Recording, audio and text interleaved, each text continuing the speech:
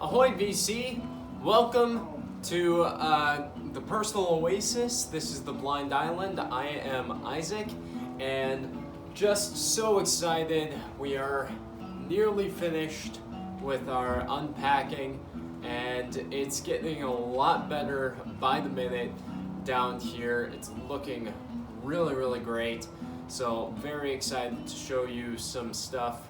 And for this video, I'm going to be doing another vinyl finds, and this is going to be for the month of May because there's no way I'm going to be getting out again to get any more stuff. And I have a thick stack because this was finally the first month where we were allowed to go back into record stores. Really excited to show you some stuff. A lot of heat coming your way. But before I get started, there are two things I want to mention. First, Rachel from The Music Man.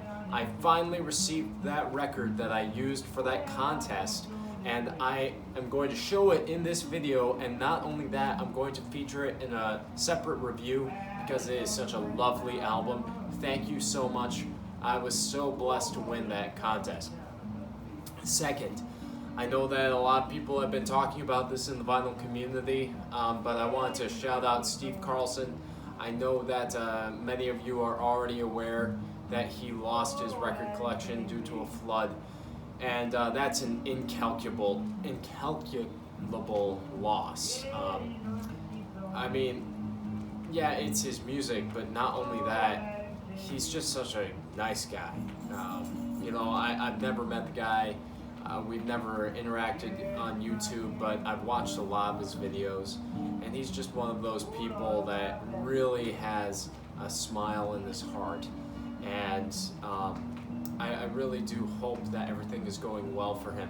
Go and check out his channel. I think that there is some charitable work being done in the VC right now to try and get his record collection replenished, and I highly recommend doing anything you can, donating your time or just shouting him out here on YouTube, because he's just such a good guy, and I know that would be something I want for me. So yeah, check out Steve Carlson, and you're in my prayers, man. Now, on to the vinyl. First off, picked up a copy of Hello, I'm Johnny Cash by Johnny Cash. This is probably my favorite studio album by Johnny Cash. His studio work is kind of spotty, usually some really great songs with filler, but this is one album I can say, front to back, fantastic record. I love the song Wrinkled, Crinkled, Wadded Dollar Bill, and you feel how lived in this record is. Jesus was a carpenter, South Wind, the devil to pay, and to beat the devil. There are so many tunes on here that are great, and one that's highly recommended, and you can usually pick this one really cheap. I only got this for $2, so I would highly recommend it. Next one here is a newer group, the Sugar Stems. They are a Milwaukee, Wisconsin group, and sugary power pop is the name of the game with these guys, with the 60s nostalgia twinge and feel. It's just so infectious. It's not anything that's revelatory, and some of it does get a little repetitive after getting into song 10, but you don't care because you're smiling, because it's feel-good music and you just want to be feeling sweet like these guys. So great album, really nice pickup for only $7. Really happy to have this in my collection. Next is my favorite guitarist, Larry Coryell, Barefoot Boy. This is some really hot guitar fusion work on here, and his version of Gypsy Queen on here obviously was huge inspiration to Santana later on. Great album, highly recommended. You can pick this one up also fairly cheap for about $8 to $10, which is what I did, and in really good shape too. Now this next one was kind of a mistake. I was getting this one for a buddy of mine, but it turned out he already had this record, so I decided I'll keep it and listen to it a few times. It's Grateful Dead, In the Dark. My buddy, he's a much bigger Grateful Dead fan than I am, and I think that this one is just a fine record. I might wind up selling this, so if anyone's interested in getting a copy, hit me up. But yeah, it's nice to have in the collection as a filler for now. And the next one is actually the contest winning I got from Rachel, the Music Ma'am, and that is Sinner by Leslie Stevens. This is fantastic cosmic country from last year. What a sleeper. If I had known about this, it would have been in my top 10 from last year. It is phenomenal. There's not a weak track on here. It flows so well. It is rooted in tradition, but it is very playful with its instrumentation and gets really spacey and psychedelic in portions, but never losing that country thread, and even really hits on some of that sweet 60s steel guitar. Really, really great album, and one that I've been spending a lot, so thank you so much, Rachel. I'm going to be doing a review of this later on in the week. Thank you. And next I have Tangerine Dream, Thief. I love this movie. Great movie with James Caan if you've never seen it. The soundtrack to it is not Tangerine Dream's best, but just for $2 I couldn't say no. And it also, it's Tangerine Dream. They have some of the best 80s music in the game as far as instrumental, ambient, experimental music, and I love having this one in my collection. Really, really good stuff. Next, I have Jam Sound Effects. This is a wonderful mod revival record. Most of you know what this is all about, and of course the highlight on here is That's Entertainment. It's an anthem for ever and ever, all ages.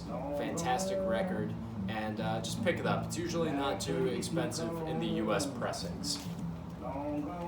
And I'm not a big compilation guy, but I had to snag the best of Sam and Dave.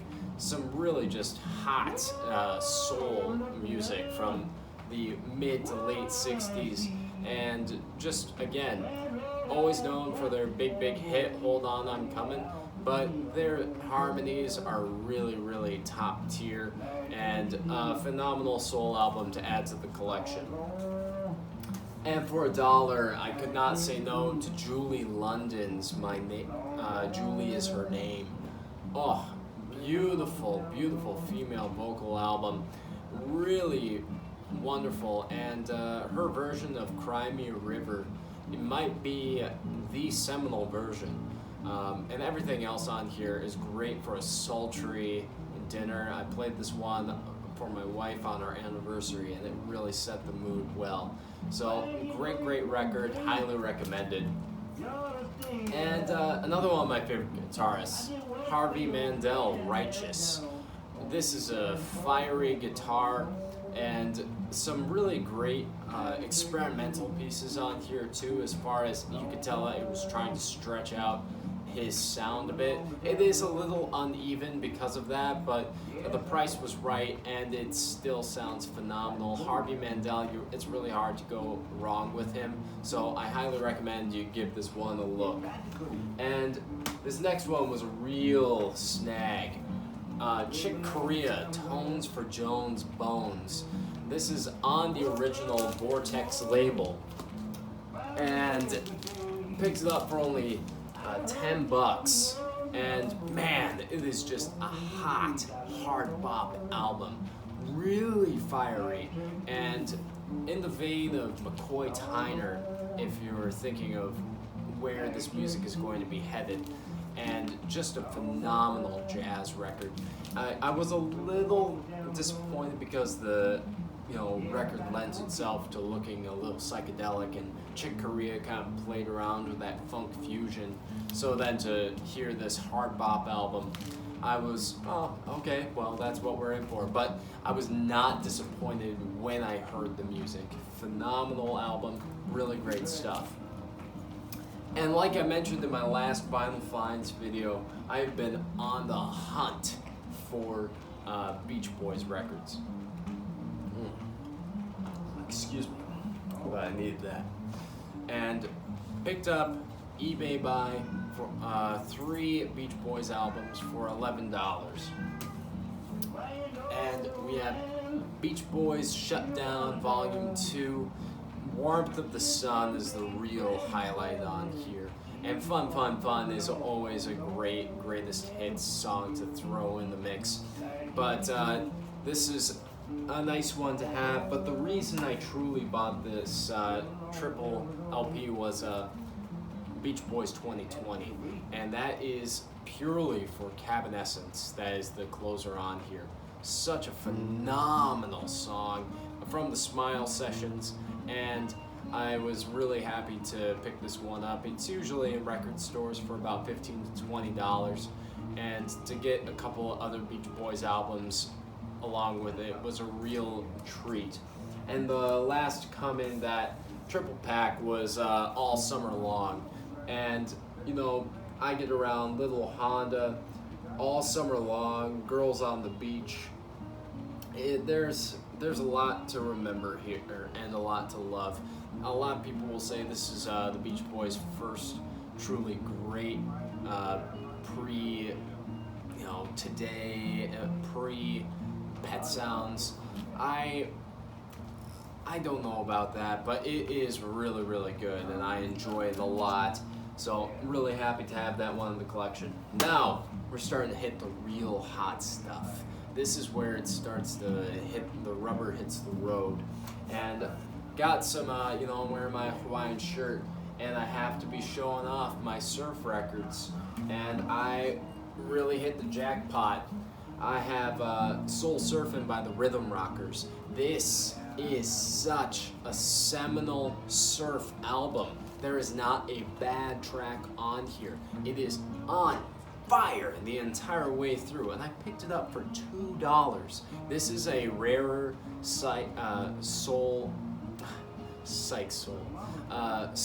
album, and I was so happy to find it in this collection for only $2. Threw it on the table, and it sounds phenomenal. Little background noise, but nothing that doesn't drown out the music. That's so great. It's wonderful. Love this record. Next is the Defenders, Played the Big Ones. Now, I'm not a huge fan of the Defenders, but what made me pick this record up is that it's on this red vinyl.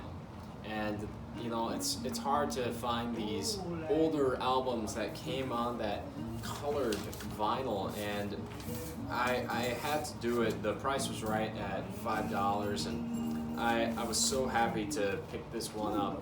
And it's still a great surf album, and one that I'm happy to have in the collection. This next one, actually picked this one up purely based off of the recommendation of Dots and Loops. Watched his recent video of recent vinyl finds, and he mentioned this compilation of the Corporation that he had. It's another Wisconsin group, you know, shout out.